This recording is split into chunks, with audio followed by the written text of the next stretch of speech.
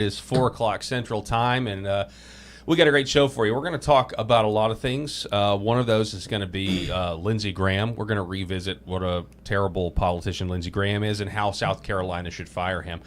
We're also going to talk about local story. We're going to talk about police and being wrongfully arrested. Our own Jacob Holloway has a story about that. He's got so many stories, as many of you know, but this is another one. The Paul Harrell program starts now.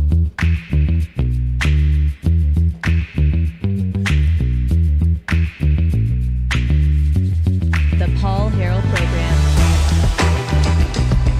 All right, ladies and gentlemen, here we are again, and alongside my co-host, I've got Rob Spencer back with us. Rob, take it away, sir. Oh, I'm so glad to be here, and I feel like you remember the movie The Blair Witch Project when she's in the camera there, and the stuff's coming out of her nose, and she's like, "I'm so scared right now." And I'm just really interested to hear how this police brutality story goes. And you're already taking it up a notch.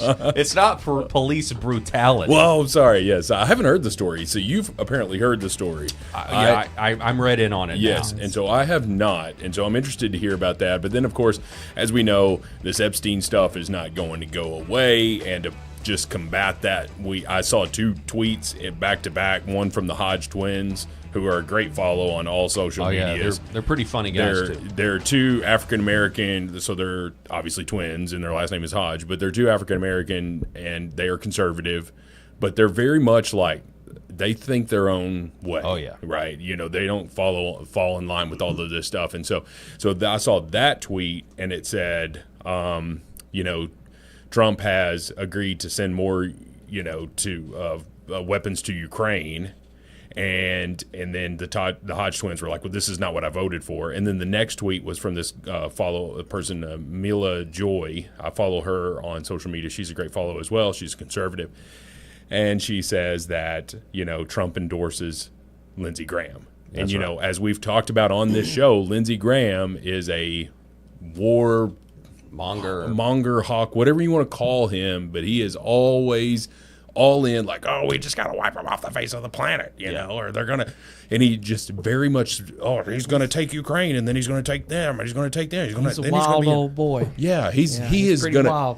I think Lindsey Graham is either a pathological liar who gets all of his money from the kickbacks of the war, or he is legitimately insane, and he envisions China, Russia, North Korea invading the United States. I think he truly believes that. Well, the fundamental issue behind Lindsey Graham is he has no kids, and so he's been a proponent of every war that there is, and he's not a parent himself. That's a huge problem. Aren't there some suspicions about Lindsey Graham? You mean Lady G being kind of weird or something? Oh my gosh.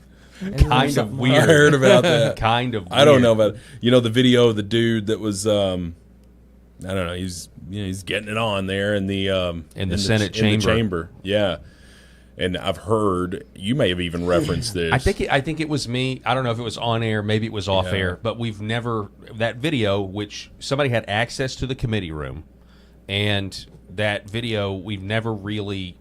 No one ever figured out who was the pitcher in that scenario. I don't know, dude. I don't even think about the pitcher and the catcher. And you could just say that, I don't want to think about it either. I mean, it could just be that Washington, D.C. is just full of those types of people, which it is. So, but anyway. Well, Bill Maher talked about, he was like, hey, he went through, like in the 1960s, less than 1%.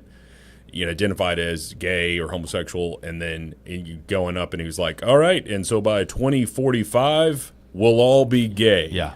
Civilizational suicide, no one's going to reproduce. Right. There we go. They'll just do it in a lab, maybe. I don't know. I don't know that he's gay, but I can just tell you that other than his defense of Kavanaugh, when he was just like adamant there, and rightfully so, like you're talking about, it was 40-year-old allegations that no one could back up. I mean, it was just, come on, whatever. But anyway. I think it's a well-known fact, though, around D.C.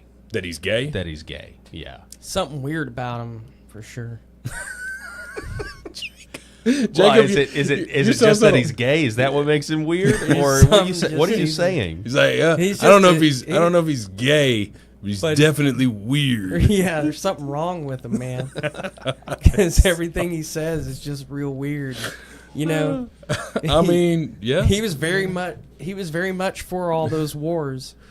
He wants to bomb everybody. Yeah. He's Yeah. like, let's bomb Iran, let's bomb Russia, let's bomb Beijing, let's bomb North Korea. Yeah, well, so there's some African country during the Otto Penn Biden administration, some African country that made sodomy illegal or made it, punishable by prison, or they made rape or something that as well. But sodomy was in the midst of it, and Joe Biden comes out. I can't remember which African country it was. Joe Biden comes out and condemns it, and is basically threatening them. And it's like, are we going to go to war? And I wondered if Lindsey Graham was like, yes, we should bomb them for writing those types of laws. They should be able to sodomize if they want. That's a terrible Lindsey he Graham. was Like, like- it's not even. It doesn't even sound like it. He was like the original, let's bomb Iran. Yeah. He wants to bomb everyone. He's been saying it for years. He was very much for the Iraq War. Yeah. Well, I didn't want to get to him, but we'll get to We'll the talk tweet. about him a We'll little talk bit. about him Yeah. even more here in just a minute. But let's get to the man of the hour. We've got Jacob Holloway back with us. I'm Jacob, interested to hear this story. I'm interested to hear this story. You've been telling me about this story for a while now. At least 1 year exactly. Yeah. So it happened. Yeah, when did this happen? July 5th. How fitting. July 5th. Yeah, last year, 2024.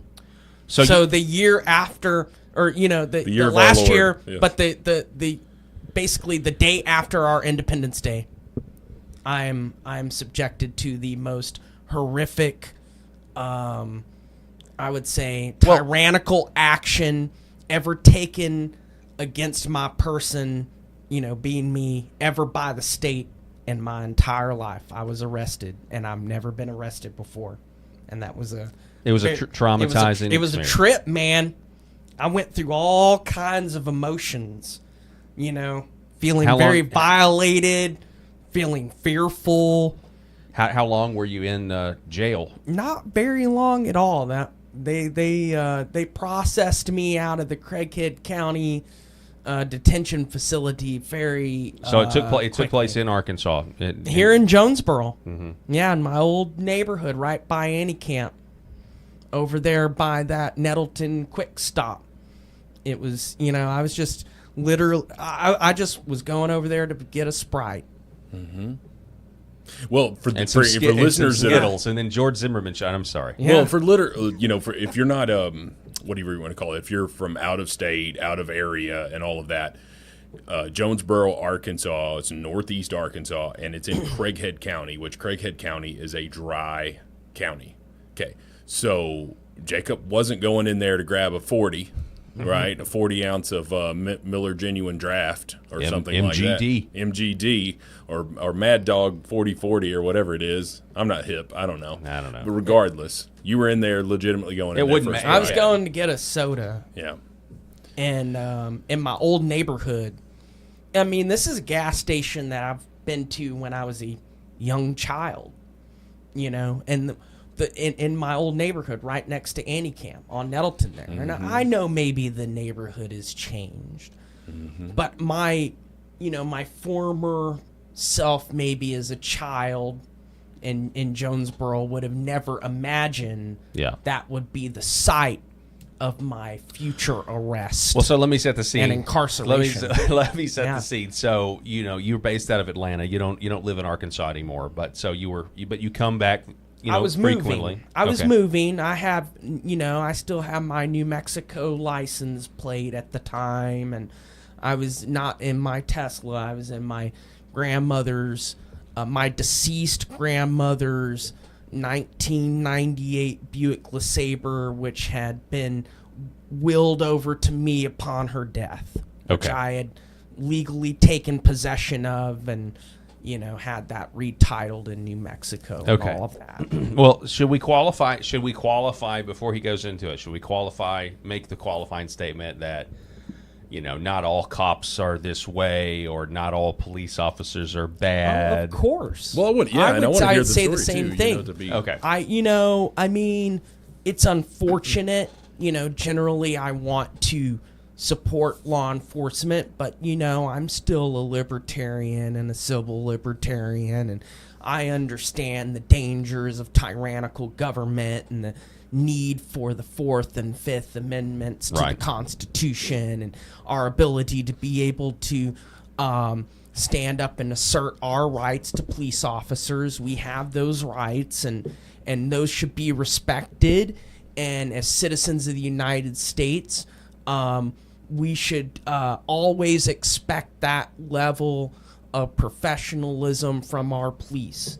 And just because a citizen is asserting his rights to not be interrogated, because I didn't feel like I deserved to be interrogated. All right. Well, let's get into it. So you pull up to get a Sprite. What happens? So this police officer pulls me over on Hester, and I'm going over there to the Nettleton stop, and he pulls me over there, and I pull up to the gas station, and he pulls up behind me, and his lights are on, and it's like twilight. The sun's still kind of out. It's not quite dark yet because it's late summer, but it is a little late at night, but the sun's still out.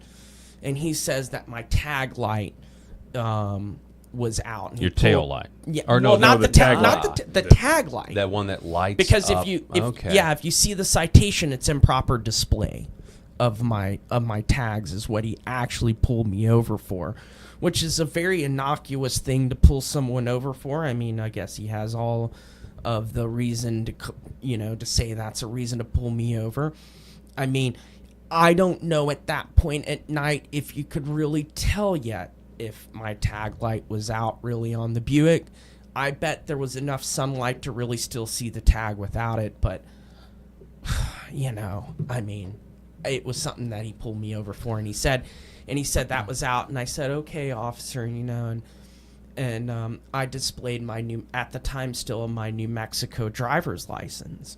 And so he goes back to his car, and I'm just thinking this has to be something. I was thinking this is going to end very quickly, right? Because he just has no reason to pull me over besides the tag light, and even though I got out-of-state plates and an out-of-state driver's license, I'm not doing anything wrong. And this is one of these circumstances. It's just I have nothing in my car. I have nothing in there that should, even though I'm kind of moving in between states and stuff, and I had a bunch of boxes in there, I had nothing in my car that should get me in trouble. It's all my personal possessions. It's all legal, stuff. And, I'm completely sober. I'm driving completely sober. There's no reason to pull me over. And I felt totally within my will and ability to start asserting my rights at any moment in this traffic stop. So the cop comes back and he says that your Arkansas driver's license is expired. But but you didn't give him Arkansas. This is in the police report. Yeah, I gave him a New Mexico driver's license. That was not expired. It was totally valid. Should be valid anywhere in the United States. Okay, so what did he say? Why did he bring that up? Well, he used that as the initial reason to detain me. And he asked me to step out of the car because he said my driver's license is expired in Arkansas. And I said, well, yeah, of course I have I live in another state. I moved out of Arkansas. I moved to another state. Why he was not accepting my valid New Mexico driver's license, which is something that is brought up in my rebuttal to this whole police report that I've provided you. I don't know if you read all that. I did. But my New Mexico driver's license is completely valid anywhere in the United States. Mm-hmm. Just because I'm a former resident of Arkansas and it shows up in the system that my Arkansas driver's license is no longer valid, well, there's no reason.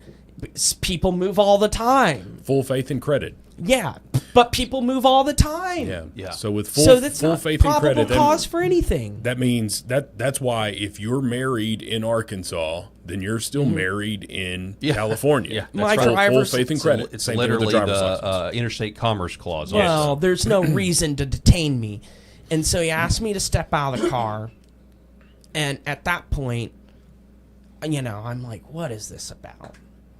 And maybe within less than a minute of stepping out of my car, the K-9 unit pulls up. And when the K-9 unit pulls up, they say, well, we're going to detain you basically. Well, they didn't even say that I'm under detention. They just said, well, we're going to have the K9 unit go around your car.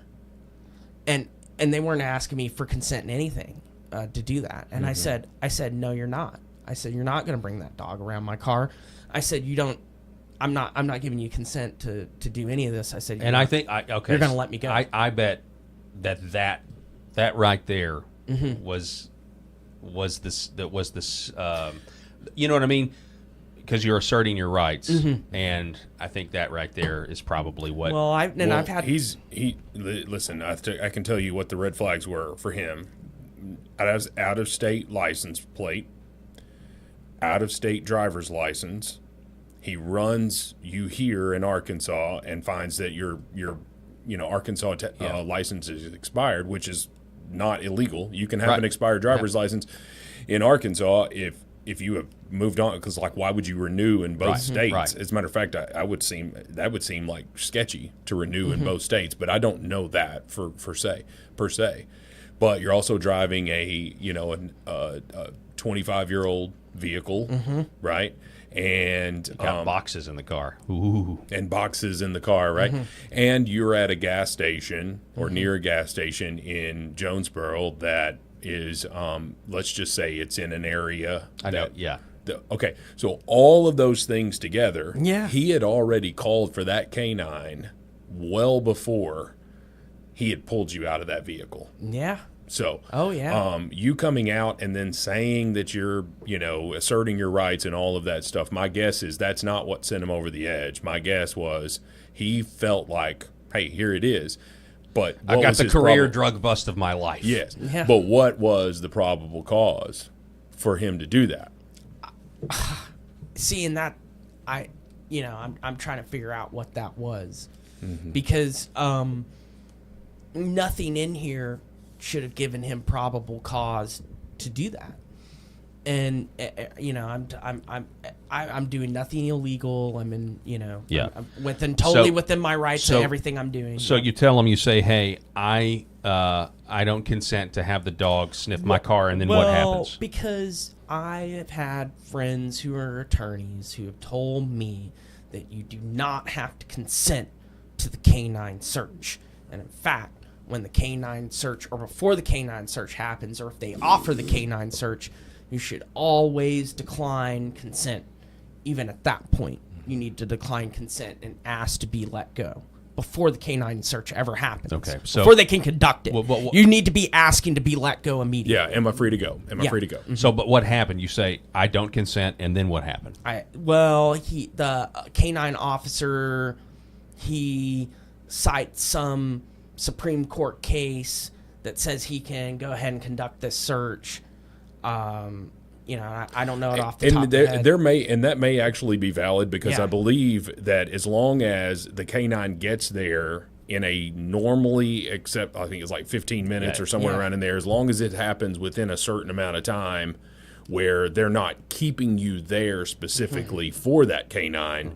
And it sounds like this guy showed up pretty quickly, if that's correct. So maybe he did have. I have seen videos where they're going around and they're like kind of pointing and sort of, it's called indicating, and that maybe they're hitting on that, and then they search that vehicle and find nothing, and so you're kind of like, okay, well, then what were they hitting on?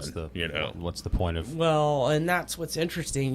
By the time I figured out what was going on, I had maybe only minutes to try and, if I really wanted to get out of this whole police encounter before the canine showed up to do anything. Yeah. Because he was detaining me over a driver's license that was completely valid. Yeah. So, anyway, so they escalate this to a search with the dog.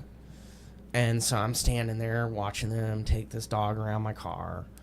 And I don't know. I mean, the dog does this thing where he scratches on the window. And they're like, oh, it's a tell or whatever. Yeah, it's a hit. He hit on that. Yeah. Yeah. So then, and I'm just like laughing, I'm just like, come on, guys.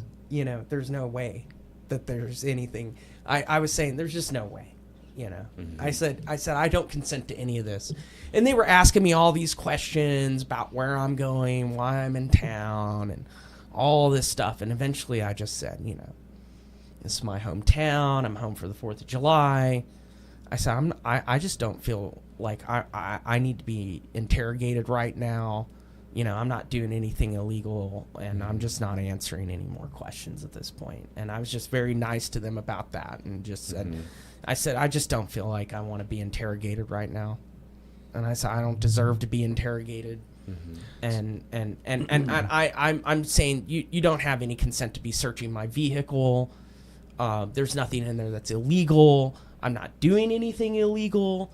You really need to get whatever you're doing, but you need to let me go. Yeah. So the dog hits, and then what? They search your vehicle. So they're going through my vehicle, and I'm like, there's just nothing in there.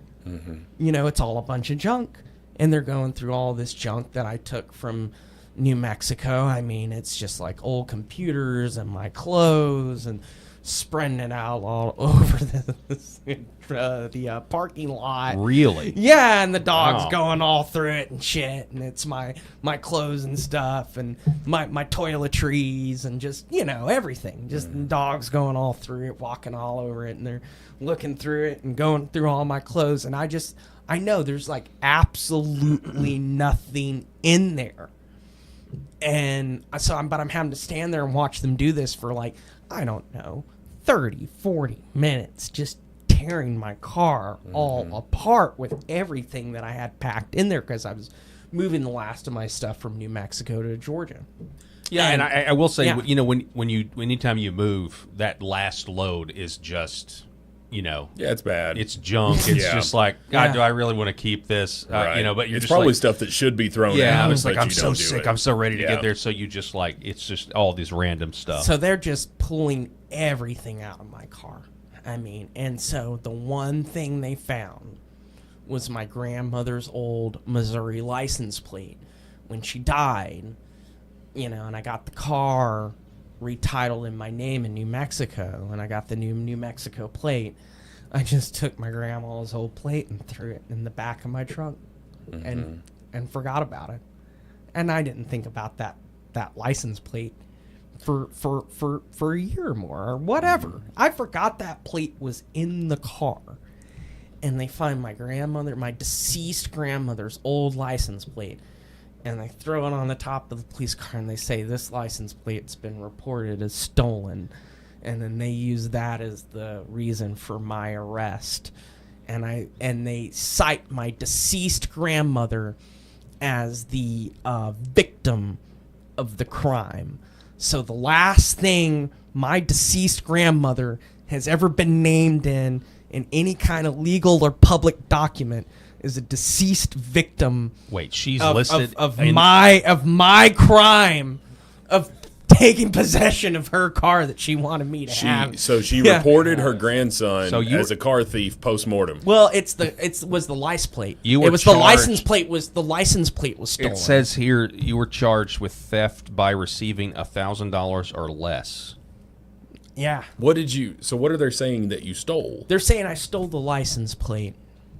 That is insane. That is absolutely nuts. Yeah. That you went to jail over that. Yeah. I understand why you're traumatized by it, though, for real. Because I had no idea what happened. But, okay, let me play devil's advocate here. How did they know? Where did it show that it was reported stolen? I still don't know, because I called the Wayne County, Missouri courthouse promptly after I found out why I was arrested. And I said, listen, y'all, I got arrested for a license plate that was stolen that's apparently in your county, that was reported stolen. And they were like, we can't release this or whatever, because you're not the victim who reported the crime.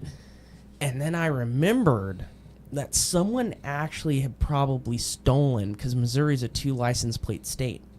And before my grandmother died, someone stole one of the license plates off her car, and I think she reported it as stolen.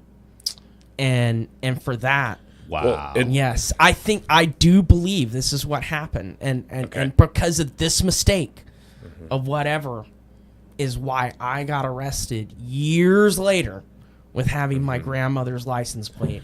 Well, well after her death. Yeah, and again, playing devil's advocate here, you had a license plate in your possession that someone, your grandmother, had reported stolen. So that seems to be a valid thing. Now, whether they should have searched that or not, should have searched your vehicle, that seems to be the problem of, because this would be fruit of the poisonous tree, whether they had a valid I'm confused. reason to. But I'm confused, okay? That license plate was on the car when you inherited it from your grandmother. Correct. So you removed it to put the New Mexico tag on. So when she reported it stolen, did she get it back? No. So what he was saying is, okay, so the state of Missouri, you are required to have a license plate on the front and the rear of the vehicle. Okay. And in the state of Arkansas, it's just on the rear. And I would say on most states, but on Missouri, it's front and back. Okay. And therefore, I guess someone took it off the front, and so it's not the same plate. It's just it's a copy of the plate. Yes. Yeah. Okay. Yes. Correct. Okay. And when I inherited it, I all of that I didn't, take into really a consideration. To keep the plate or not in the car. I had to keep the Missouri plate on the car until I could get it to New Mexico, and then I had to get it retitled, and then you're in New Mexico, and what do? You just throw the plate in the back of the trunk. I forgot about it. The whole thing was, still they shouldn't have. There were a lot of things they did to lead up to that point to use a license plate to arrest me. And when that happened, I said, this is my grandmother's license plate. I said to the police, I was like, and they put the cuffs on me and everything. And I'm thinking, man, this is like, something's really wrong here because this is not right. Because this just, I've done nothing wrong, like at this point, I'm just like, I almost find this comical. How far are they going to take this? Are they really taking me in? And then when they put me in the police car, I started to get really nervous because I was like, I thought they were going to do I thought this was one of those things, where I was going to end up one of those missing persons kind of thing, because I know about that feller, they put in the back of the police car and they say he shot himself in the head and all that. And, I'm like, I say a lot of things, man, I write letters and I'm real political. So, I started getting real paranoid as why they were arresting me. So. Yeah, no, I was getting real paranoid. I've been there before. Not like in that scenario. But I'm sitting in the police car. I'm sitting in the police car, and I'm all got my hands behind there, and all these kids are out there at the gas station watching me get arrested, and it looks like some big bust, but all they got is a license plate. And your grandma. So what happened? So they take you in for processing. You get fingerprinted. You get all of this stuff, and then what happened? So the cops taking me in, and I told him, I was like, man, this is wrong, I'm talking to him in the car, which I guess you're not supposed to or whatever, but I was just telling him, I was like, this is wrong. I'm innocent. I swear. I was just like, this is wrong. I was like crying a little bit. I was really upset. I was really having an emotional moment because I was like, I don't understand what's going on. The last thing I saw, they had this dog, Crash Bandicoot, going through. They call him Crash. You got to read the report. And they got this dog named Crash Bandicoot, and he's going through my car.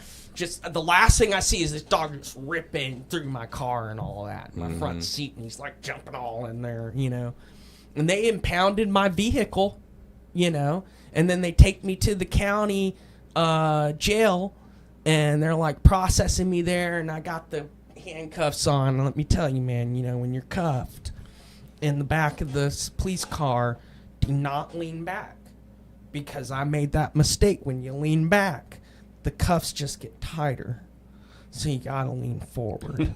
When you're in the police car, you get cuffed. Don't lean back, lean forward. If nothing else, you've now got a tip. Yeah, if you end up in the back of that vehicle, because it hurts, man. Yeah. And then they take you out of there, and they take all the shit out of your pockets and everything, your cell phone. You can't call anybody, and your wallet, and they take the cash out of your wallet, you know. And I had like $80 in my wallet. I don't know. And then they gave me a card back that supposed to have the $80 that didn't. So I don't know what happened to that. Oh, and they took my gun, my grandfather's gun, that was in my legal possession. That was seized by the Jonesboro Police Department, which is I'm totally within my right to have a firearm in the state of Arkansas. And I was a nonviolent criminal. It should have been given right back to me. Mm-hmm. Instead, they held it and would not give it back to me until after the whole proceeding. And I actually had to write a letter and everything to them to release that back to me. And I had to go back up to the police department and demand my handgun and my ammo back. And stripped me of my protection for months, because that was one of my, I have another handgun, but that was one of my favorites, and was certainly a heirloom of my grandfather gave to me, and for months I couldn't get that back. It was just sitting in the evidence room, and so stripped me of my Second Amendment rights. Like how long did this ordeal last? Like how many, was it months? It took me months. I had to hire Mark Reese as my attorney to represent me in the whole manner, and he advised me that, even though my civil rights were obviously, I obviously had my civil rights were violated in this regard. He advised me that, like, to fight. He's fought the police in all these kinds of situations before. This is what my lawyer told me, and he says that the time and the effort to fight and finally win, you have to have a really great case, and quite often it's barely a stalemate in what you get back versus the fight to win. And he says, I've won these kinds of cases, but the money and the time and the effort to get there on a civil rights case is so hard against the police. The best I can do is get this all, like, taken care of and go away, and you don't have to, like, deal with it. And what the police, inevitably what the police would have leaned on was the fact that you did have something that had been reported stolen, and it was in your possession. Yeah. Even though it's a $30 license plate, it's the same as having a $4 pair of reading glasses, that someone had reported stolen and all of that.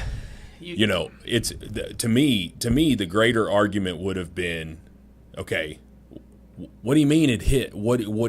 How accurate is your drug dog if it's hitting when there's no drugs in the They trained that drug dog to find stolen license plates? Right, well, exactly. And that's in the, if you look at the police report, it's full of errors and inaccuracies. They cite my deceased grandmother as the victim.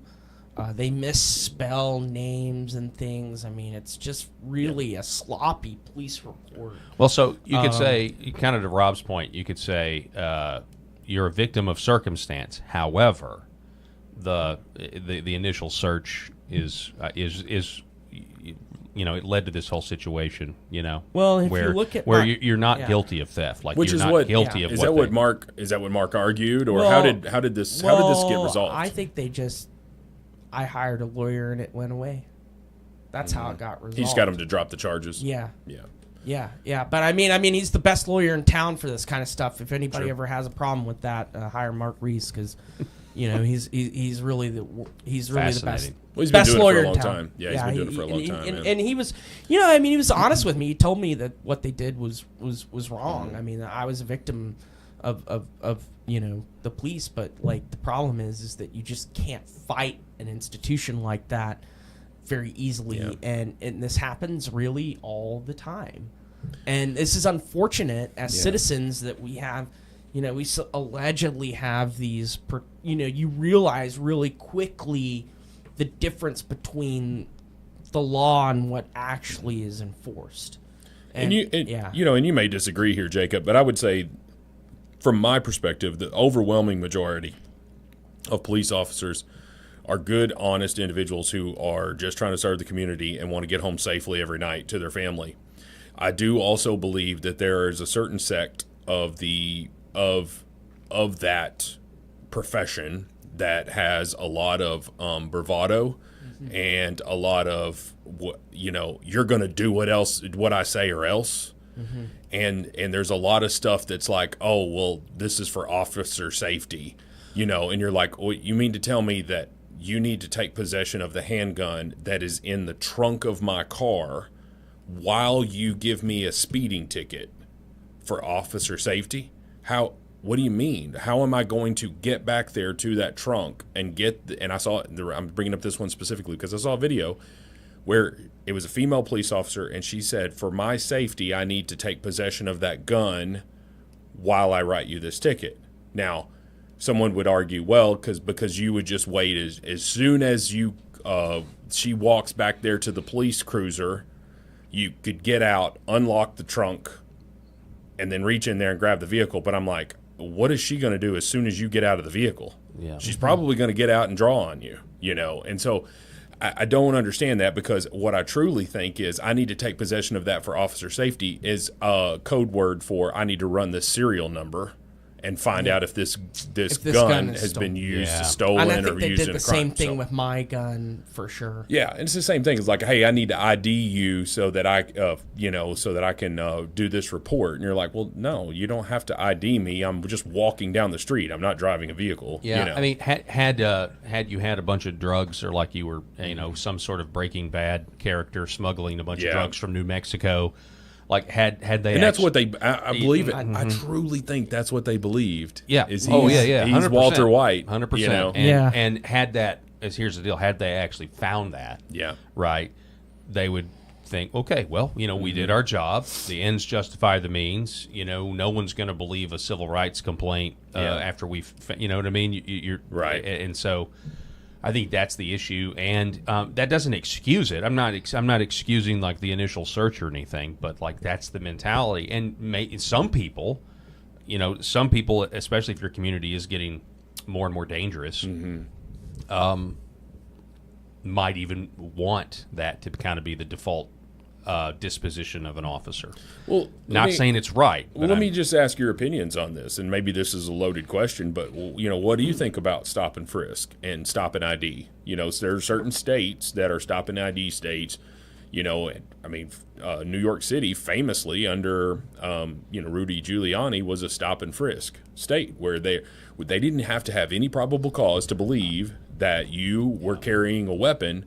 And they could just stop and check to see if you were. And what it did, it was a violation of many people's civil rights and violation of their Second Amendment rights, or more importantly, their Fourth Amendment rights, right, to unreasonable search and seizure. It's the Fourth Amendment, right? Yeah. Sorry. Anyway, so it's a violation of those rights, conceivably, or you arguably, I guess is what I'm trying to say. But it reduced crime massively, and gun violence dropped, and so it's kind of like.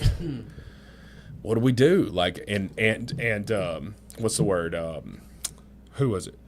Jim Jordan, maybe it was Jim Jordan talking about, you just tell me what civil rights we're able to violate in the interest of safety. Just tell me give me a list, FBI, CIA, whoever. Yeah. Give me a list of what civil rights we're able to, So anyway, I'm rambling at this point, but I see both sides of the coin. I guess. But it's such a slippery slope. It is, and we have the Bill of Rights for a reason, and you kind of wonder if I don't know. You kind of wonder, is there an educational problem here as well? But then again, you get that disposition. Yeah. You get those results, and so as you become a more and more unlawful society, then the government that's supposed to protect those rights becomes unlawful to try to deal with the unlawful populace. I think that's what's at stake. I'd just say thank God we don't live in a place like that where we have to even consider such tyrannical measures to be able to live in safety. Yeah. Well, there's two incredible videos right now on the internet, and pretty recent. I guess I would say pretty recent within the last year or so. And one of them is a police officer who was told to trespass this, I think he's like a 12-year-old African-American kid who kept sneaking into a gym fitness center, and he was playing basketball, and they kept telling him that his membership was expired. Your membership is expired. You can't come back and all that stuff, right? Well, then so finally this kid sneaks in and he gets caught again, and it was like that was the straw that broke the camel's back there, right? And so they call the police, and the police officer shows up, and he says, "Hey, what's going on here?" They tell him, like, "Hey, this kid keeps breaking in here. His membership is expired." And the police officer said, "I looked at the kid, and I said, well, why do you keep doing this?" And he's like, "I just want to play basketball. I just want to play basketball." And the police officer goes and pulls out $150 and says, "Hey, how many months does this buy him where he can come in here?" "Well, membership's $50 a month, so he can stay for 3 months." And then because it was a franchise fitness center, they found out about the story, and they gave the kid a year membership because the kid just wanted to play basketball. And the police officer said, there's so many 12-year-old kids out there on the streets doing the wrong thing that although he's breaking the rules here and he's breaking into this place, the kid just wants to play basketball, and he could be out there doing so many worse things, right? And so those are the types of police officer stories that we want to hear. We don't want to see the other flip side of the coin, which was the dude that was walking down the street and he's legally blind, but he's like, I guess he's good enough to see, but there's no way he could drive a vehicle and all that stuff. And he has one of those folded up canes in his back pocket. And the police officer said, well, you look like you have a weapon in your back pocket. And the dude ends up getting arrested for a walking cane in the back. And it was because he got mouthy with the police officers. Like, what are you talking about? I don't have a weapon. I've got this. Well, it was reported that somebody thought that you had a weapon and all of that. And those police officers have to take those threats seriously. But once you confirmed that was not an accurate report that you were given, oh, sorry about that, be on your way. But anyway, this dude gets arrested. Well, then he sues, and rightfully so, won. I can't remember the dollar amount, but it was like $250,000. So he wins $250,000, which that police officer didn't have to pay. The city, meaning the taxpayers, have to pay that stuff. And so you've got so many great law-abiding police officers who understand the law and understand civil rights and understand someone's their rights, that are given to us by the Constitution. And then you have those individuals out there who are, you are going to do this the way I want it to be done, and if you don't, then I'm going to arrest you. It's a power trip. Well, and I think we need to weed those type people out. Well, I guess, what's the balance between, back the blue and, don't tread on me, essentially. Yeah. That's a good question. Mm-hmm. Well, I think that when you have police officers being specifically targeted, that's when I am full on backing the blue, because we're and I was talking about this with you, Paul, off air, about how the unarmed black people who are shot every year is we're led to believe that that's thousands and thousands of people, right? And it's usually like less than 10 per year. And a lot of time, and that's not even accounting for the fact that they could have had a knife, that was that had been dropped, or they did have a gun, or that there was a gun within reach. No, this was literally when they were shot, they didn't have a weapon in their hand, so they were considered unarmed. And it's less than 10. But we're led to believe, and these situations are amplified so much so that you see this police officer just asking some basic questions like, can you give me your driver's license? Do you have active insurance on the vehicle, and all of that stuff? And they're given so much flack, from people who have been watching the news and feel like the police officer is about to shoot them. Yeah. Right. And so there's so many different sides to it, and I just think that we shouldn't amplify all of these bad police officers. But I do believe that there are legitimate instances where these police officers cross the line. Yep. And those people need to be reprimanded. And I also think that people need to take a look at their qualified immunity so that the taxpayers aren't paying it. Certainly. And I mean, in my case, I ran this whole thing through the AI. Do we want to show your mugshot? Yeah. This is still up there today. I want that off. I don't know why that's on the internet. There you are. There's your mugshot. it looks awful, but what was going through your head, Jacob? I was just like, man, you look like you're totally like over it by now. You're just like, I cannot believe. He's like, I can't believe I just stole that license. This is happening to me.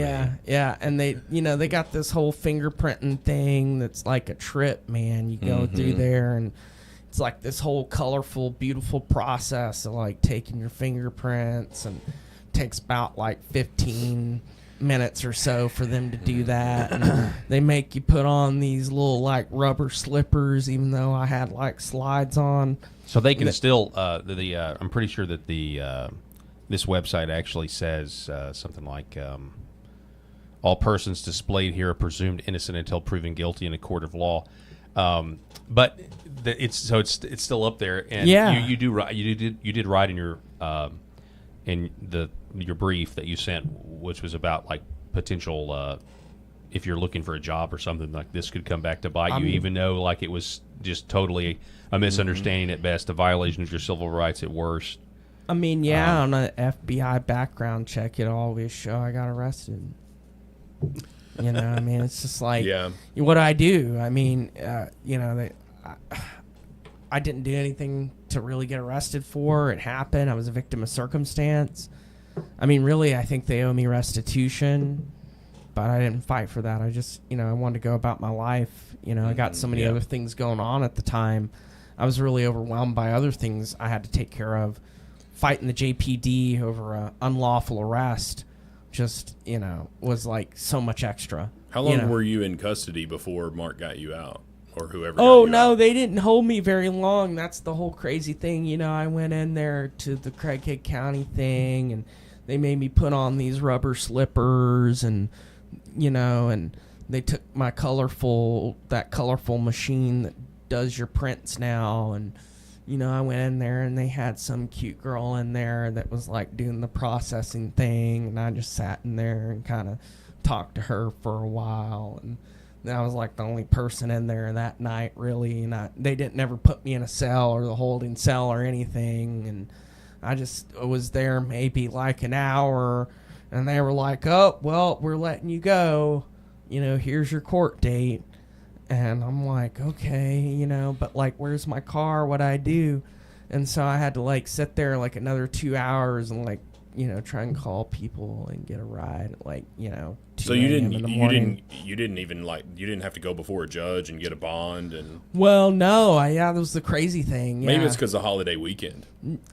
No, I think they just let me walk on this, without a bond, and just Sorry, I had the wrong camera up there for like 30 seconds. But I still don't understand that. They just kind of let me go. Now, I never got my $80 back. I don't know what happened with that, and I decided never to fight it. But they took the $80 out of my wallet. Did you have to pay for the to get your car back? Yeah, my car was impounded. And the next morning, I had to call my friend, and we went up there, and I went someplace out here on Dan Avenue, and get my car in the morning. I still had to pay for that. Yeah, I had to pay for all of it. I still got screwed on all that.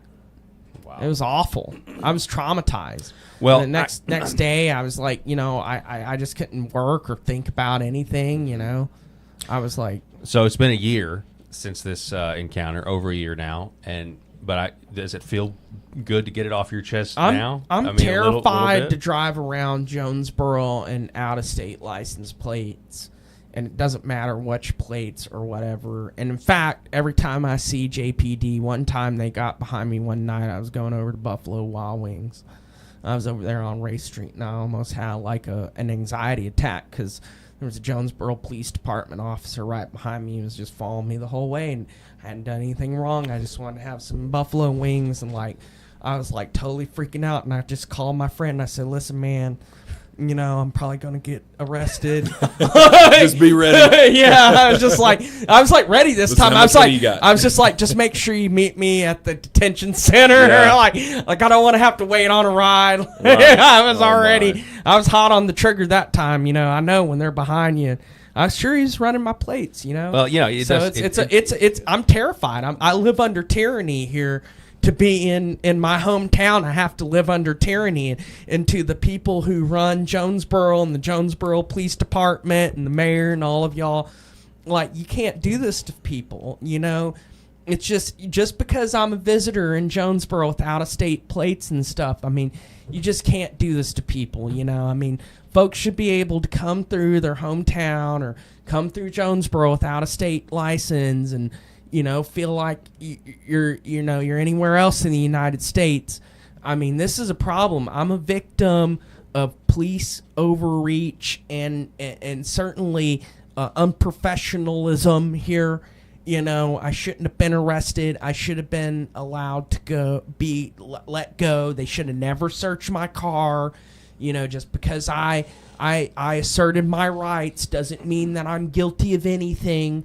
In fact, you know, I think it shows that I'm a better citizen. I was very professional with the police. You know, so I'm just really upset here, and I'm not asking for restitution or anything, but, you know, really there should be a review of the Jonesboro Police Department and how they handle their searches and their arrests. And obviously there's a lack of professionalism here, and I was a victim of that. And you know, I should not live under the fear and tyranny of illegal search and seizure in my hometown. There you go. And it's just, it's just unacceptable. I hope you get over the anxiety, though. I'm working really on do. it, man. You know, really do. It takes like massages, and it takes like, you know, frozen yogurt, and you know, and Sprite, the Sprite that I never even got. That's yeah, right. That's right. Yeah, I know, it was awful. That's wild. I was thirsty. I mean, I said that we weren't going to spend the whole hour on this, but I mean, we ended up almost doing it. We've got about 10 minutes left. Do you guys want to talk about Lindsey Graham real quick? Can we do that? Sure. Okay. All right. So he's a tool. So here's Trump. This was posted by Lindsey Graham here. Let's throw this up on the screen. Good Lord. Donald Trump says, "Happy birthday to Senator Lindsey Graham. He is always there when I need him, and I hope everyone in the great state of South Carolina will help Lindsey have a big win in his re-election bid next year. Make America great." So which Lindsey Graham says, "Thank you, Mr. President. This means a great deal to me. I love being in the fight with you to save our country. You are the right man at the right time for our nation and the world." This is so weird. Well, yeah, it is weird because, I mean, Lindsey Graham is not MAGA. Not MAGA at all. And as a matter of fact, you know, I think everybody knows, or at least this is my opinion, you know, that when Trump lost, somebody like Lindsey Graham breathed a sigh of relief. When Trump lost, Lindsey Graham breathed a sigh of relief because this form of populism is not a movement where dinosaurs like Lindsey Graham can thrive. And so it's a puzzling endorsement, and it really just kind of adds to the really terrible, bad, no good week that the Trump administration has had with the whole Epstein situation as well. Yeah. So I don't know. Thoughts? I mean, I think if he's going to come out and just continue to have losses, might as well get them all out of his system. You know, go ahead and. I mean, he's not up for re-election. I guess he can just do whatever he wants. I mean, it's just. And this, you know, that endorsement obviously is relevant to the primaries only because I just don't see a Democrat winning in the state of South Carolina. This has to do with the primary. Yeah, he's going to get primary. Yeah, no, it's a primary. Let me throw this back up here because we can highlight Mark Lynch here. Derek Evans, who's a friend of the show, and a former J6er. He knows a lot about his rights being violated. By the way, that is incredible. He served in solitary confinement. What they did to Derek Evans was terrible. And many J6ers, I don't know how heads didn't roll. Absolutely, and people like Lindsey Graham, by the way, were cheering, like wanting even more harsh things to happen to J6ers because they compared it to 9/11 and it was just nuts. But Derek Evans says everyone needs to support Mark Lynch, who is spending $5 million of his own money to take on Lindsey Graham. Now, I've interviewed Mark on my show on the Millstone Report, and he's a really successful businessman. He's a Christian, and he knows South Carolina can do a lot better, and then they need to dump Lindsey. National File has this. They tweet in response to this Lindsey Graham, bragging about Trump's endorsement. He says, "Here is you asking Hunter Biden for help funding your reelect." I think of the concept of like Epstein and degeneracy. The fact that his campaign reached out to Hunter, Dear Hunter, I'm writing to you. This was when Hunter, this was the email address where Hunter worked at Rosemont Seneca. I'm writing to you in your personal capacity about something I believe very strongly in, helping our friend Senator Lindsey Graham. As you know, Senator Graham has been one of the most significant champions on behalf of international affairs program fighting for scarce resources for global development in health, foreign aid, and diplomacy. You know, all those USAID programs that are really just used to launder money. Goes on. He has worked to educate his fellow Republicans, leading trips to Africa and fighting back efforts to cut funds to the State Department and USAID. Senator Graham needs our help. He's expected to face a tough re-election in 2014, likely a primary supported by the Club for Growth. This is a critical moment for our community to stand together to support our friend. So this is, they personally reaching out to Hunter Biden for money. And we know where Hunter Biden gets his money from, by the way. Right? He gets his money from Ukraine and working on that gas company, and gets his money from that Chinese outfit, CEC, I think. Anyway, I mean, it's just absolutely sick. You know, we have all this talk about draining the swamp, and then you go and you endorse somebody like Lindsey Graham. Yeah, it's just totally who is the consummate swamp rat? Yeah, it's ridiculous. Yeah, I mean, I just think. I guess we should expect more of this now. Yeah, because the way things are going, with where we're seeing things, we just have to, Let's go through the losses this week. Of course, Jeffrey Epstein. We were sold a bill of goods about this. All of a sudden, boom. There is no list. Trump even gaslighting us, saying, hey, don't even ask about this. We've got too many other problems, which, of course, there are massive problems in the country here. But we can walk and chew gum at the same time. And I can't believe I just quoted Nancy Pelosi, But anyway, number one, so we had that. Number two, we're going to send more weapons to Ukraine, okay? Number three is... we're endorsing Lindsey Graham here, right after we're sending more money to Ukraine. Yep. And Lindsey Graham is the biggest. Ukraine, he's the biggest Ukraine supporter, and wants, the whole Russia troops in and there. it was like a total total money laundering depot for both Republicans and Democrats, the deep state. I have a working theory that the reason they want the funding to continue in Ukraine is because I think a lot of those NGOs and stuff are using money to influence European elections. I don't think a lot of Europe actually has the consent of the governed right now. I think their leaders are installed, and that's why they want this thing to continue going. And Europe is on fire. How could they think that what they're doing there is great? Well, and they have some real financial problems. Their economies are contracting, and that's why they want a war. That's why they want a NATO-backed war with Russia. And they think this is going to do it for them. Yeah, I mean, eventually, let's see what happens. I mean, they say like as long as Domino's still delivers, the world will continue. Who says that? I've never. Did you just make that up? I just made that up. Yeah. you know what they say.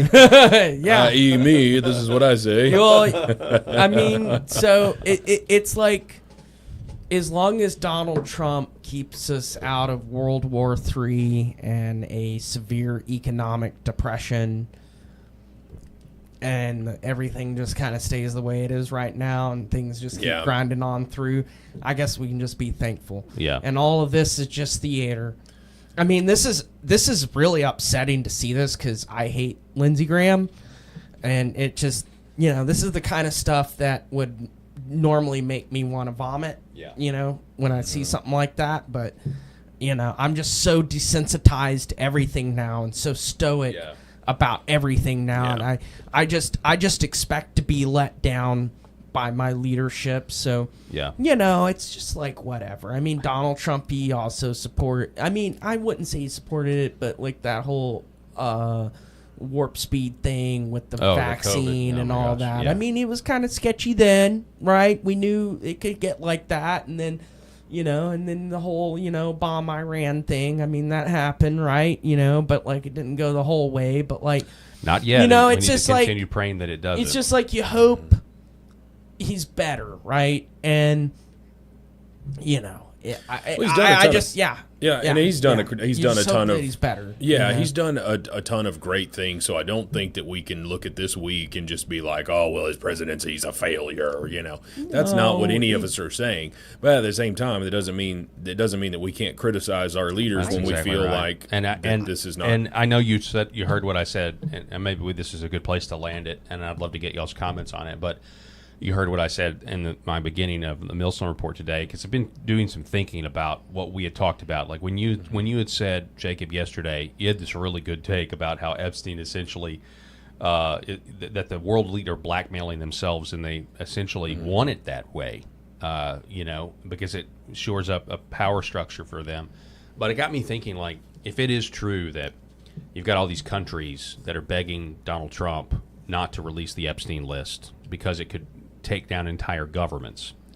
The one thing that I've kind of been ignoring this week is the spiritual significance of all of that. So in Ephesians, when it talks about we don't wrestle with flesh and blood, but powers and the heavenly places, I've thought to myself, can you imagine, like first of all, human trafficking, sex trafficking, that's demonic. It's like one of them on a scale. It's like way worse than telling a white lie. And you just think about this. What are the spiritual battles going on right now to continue and prop up these corrupt governments, including our own, where you have these demonic forces that are that exist to make sure the innocent among us are trafficked and raped and their lives destroyed forever. What lives they have, if we're not talking about straight up murder, that's a spiritual battle. Like, there's stuff going on in the heavenly places, a battle there that I think we need to address. And if you've got all these countries begging that their basically demonic governments are upheld, don't release the list, don't let the people know who we really are, that you're actually run by a bunch of diddlers. Mm-hmm. We need to pray, I guess. That my solution is to continue educating people, to continue speaking as loud as we want about when we disagree or when we agree, but we also just need to pray that the light would expose the darkness. So... Yeah. I mean, I talked about the Sound of Freedom the other day. It may have been yesterday, about the child sex trafficking ring that exists. All going with the same theme of Epstein and all of that. And you remember when that movie came out? I don't know if you do, but I'll just refresh your memory that there were a lot of people coming out saying that was false, that it was bringing up statistics and talking about things that were just simply not true. I never once heard a conservative say that. It was always the left. It was always a celebrity. And I think that tells me everything that I need to know about the other side. So although I'm frustrated with this side, I feel like I am on the godly side of it. So the one that's at least acknowledging that the problem exists and people are there to cover it up. Exactly. And won't stand for it, even if I support Donald Trump, won't stand for supporting an action that helps cover that up. That's right. Yeah, I mean, I think that's what you got to be right now. You really got to be a realist on what's happening, and I certainly don't want to align myself with either of the two political parties in theory, but totally sold out. Totally sold out. They can do no wrong. Yeah, because I think it's important to continue to criticize the Republicans and the conservatives. I mean. And in fact, I mean, it helps to continue to do that. Agreed. And we just can't create these like heroes in our mind or saviors in our mind and hope that they're going to fix everything. And I don't think we ever have, but like there is a tendency to look at Donald Trump and think he's some kind of savior through the conservative movement. And certainly Trump has done a lot of great things, but I don't like it, that there is a undertone within the conservative movement that would certainly cast us aside for being critical at all of this giant critical thing. At all. And I think but then I think we're placed in the right place if we're being critical. So it is what it is. Man, I've always felt like being a libertarian, that the conservatives are going to think that I'm a liberal and the liberals are going to think I'm a conservative. We should do it. It's really hard. We should do a show on libertarianism. Nobody. Why I am not one. Yeah. But I mean, gosh, I've got more in common with libertarian than most people. But yeah, we should do a whole show on that, Jake. Yeah, it will be an interesting one. It would be a philosophical discussion. Yeah, it'd be fun. Yeah. I would enjoy it. So, all right. Well, I think we're good. Rob, you got anything else to say? No, just I again say what I said yesterday. Continue to analyze everything, and that's not found on Fox News, CNN, or MSNBC. There you go.